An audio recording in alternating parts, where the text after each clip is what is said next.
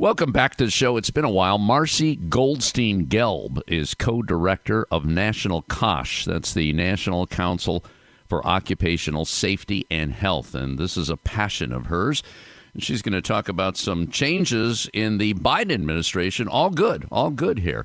Marcy, welcome back to the show. Thanks for joining us today. Thanks so much for having me today. It's nice to speak with you.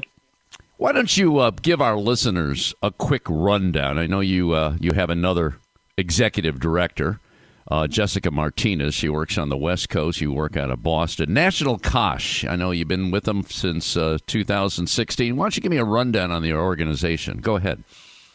Absolutely. Well, we are a network of labor activists, community members, and worker health and safety professionals who have a very simple mission of ensuring that every worker can go and earn their living and return home with their health and well-being intact and their money in their pockets.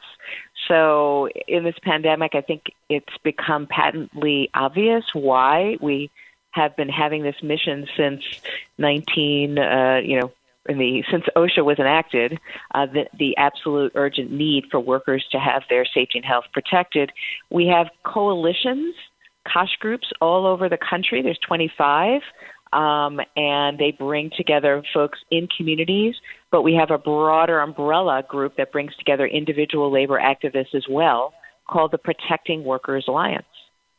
Very good. So you're the workers' voice, and we need a workers' voice in America. Long overdue. And Biden is moving the needle in the right direction. No question. Let's talk about what happened last week. And it's my understanding, and this comes from the U.S. Department of Homeland Security, calling for an end to mass immigration raids. And there were many of them over the years, especially during the Trump administration. And I understand that your organization had quite a role in that. Talk to me about it.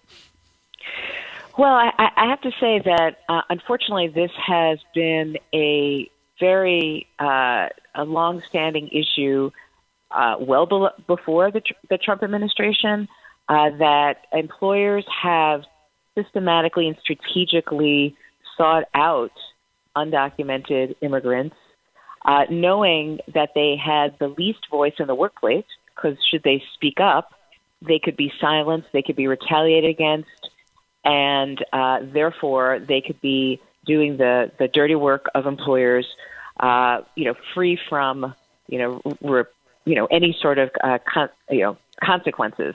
Mm-hmm. And so, of course, workers have been silenced, afraid to report before or after tragedies. And what that results in is when there is a tragedy, they can't even participate in investigations. And, it certainly in particular, the prior administration fomented anti-immigrant sentiment, and ICE was used by employers to silence workers even more. And worse, ICE itself, that's the Immigration and Customs Enforcement, ICE itself helped silence workers in cases like the Hard Rock Cafe in Louisiana, when a worker witness to the deadly collapse was deported. So this has been a very high priority for the COSH network and our allies. We made it a priority to call on the Biden administration long before he was in office as part of his platform. During the transition, once he was in, we made it part of our what's called a national agenda for worker safety and health. We held a town hall with the OSHA chief, Jim Frederick. We met with the Secretary of Labor, Marty Walsh. We said, this is something you can do and must be a priority. And what we asked the administration to do was to basically stop any ICE activity during a Department of Labor investigation and have a very clear agreement with the Department of Homeland Security that they will absolutely not engage during an investigation. And on the contrary, in fact, make it easier for witnesses to participate in reporting and in, speaking out about labor crimes by making it easier for them to stay in this country. And then, in addition, take swift action against employers who use immigration as a threat or means of intimidation. We were extremely pleased when last week, in fact, the administration took a very important first step in that direction. They announced that they are freezing mass ICE actions. They are going to focus on punishing employers, not workers, which basically levels the playing field for the employers that are doing good things that aren't exploiting workers. And they're going to ensure that workers who speak up will have protections before and during investigations. This is pretty groundbreaking. It goes well beyond what took place under the Obama administration. Yeah, this is a game changer, no doubt. When you say punishing employers when they're abusing the laws, what kind of ramifications are we talking about there? What can happen to these employers? Well, and that's why we have said this is a critical step in the right direction, but we're not done. We need to make sure that what those repercussions are significant. So the question is, if an employer has illegally taken actions, we want to know what exactly does that mean? Certainly, if an employer has failed to pay workers their wages due, regardless of immigration status, if an employer has put a worker in unsafe conditions that can or does result in harm, we want to make sure that the penalties are swift and severe. So those are the sort of things that we think should be high on the priority list, really being a deterrent. And, of course, if an employer even considers or takes any steps towards retaliating against a worker who speaks up and exploits their immigration status, again, we want to see that swift action, because that is going to send a message that it's not tolerated. You cannot use immigration status, and it will, it'll be a game changer for the way employers act.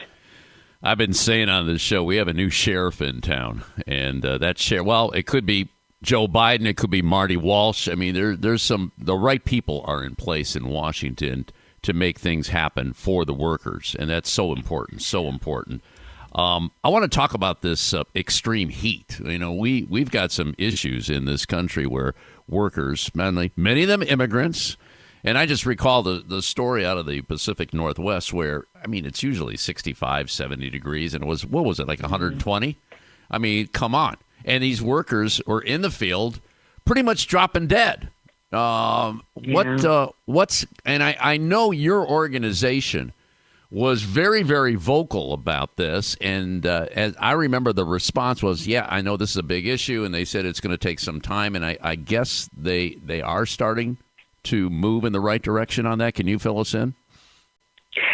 Yeah, I mean, I guess that the background, as you mentioned, is that people are aware that the temperatures are rising fairly substantially. That we've had the hottest, months of summer, all summer long, and there's been just far too many workers that we become aware of those that have lost their lives on the job, and there have been many, but so many others that are not counted that have become very ill from heat exposure.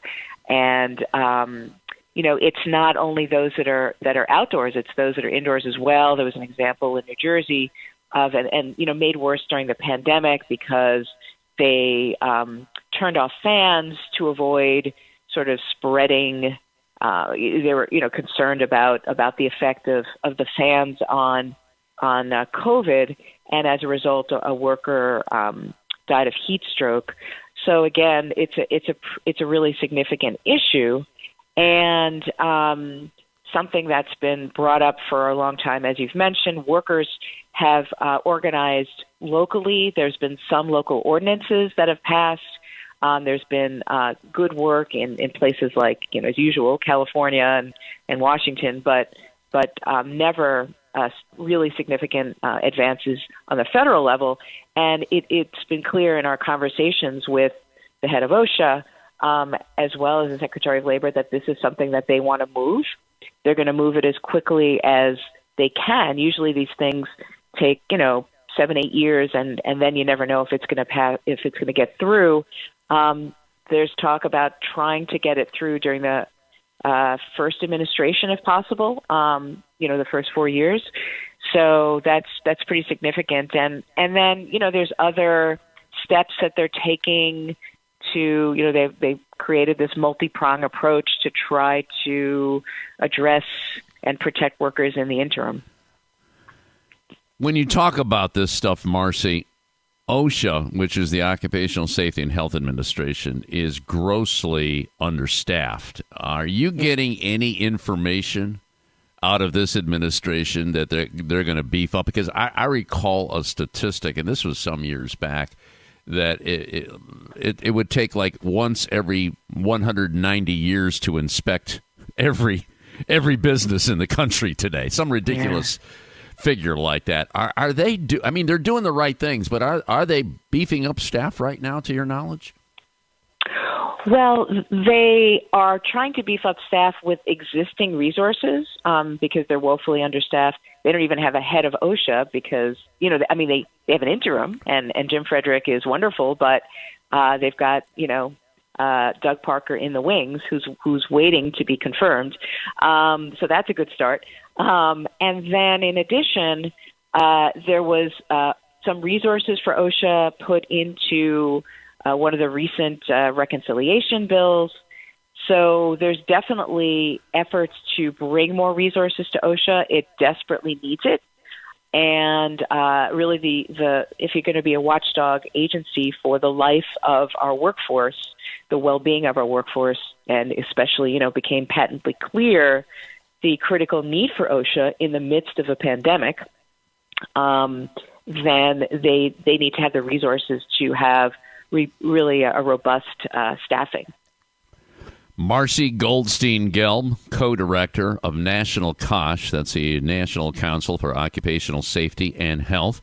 This is an organization that links the efforts of local worker health and safety coalitions in communities all across the United States, and they're doing great work. You can also check them out on Facebook and follow them on Twitter. It's at National COSH. On Instagram, too, I see. Marcy, great job. Yeah. Thank you for joining us today. There's a lot of good things happening. We just want to make them happen faster. That's all. We do. There's more to be done, a lot. Thanks so much for speaking with me, and we welcome having folks join us in this important movement. You got it. We'll be in touch. That's it for another edition of America's Workforce. Coming up tomorrow, the latest from the Ohio Federation of Teachers and the International Brotherhood of Teamsters. Until then, all of you have a safe and wonderful day. That concludes another episode of the America's Workforce Radio Podcast. Thanks for listening, and be sure to subscribe so you never miss a show. America's Workforce is a production of Labor Tools and BMA Media Group. Find out more information online at labortools.com.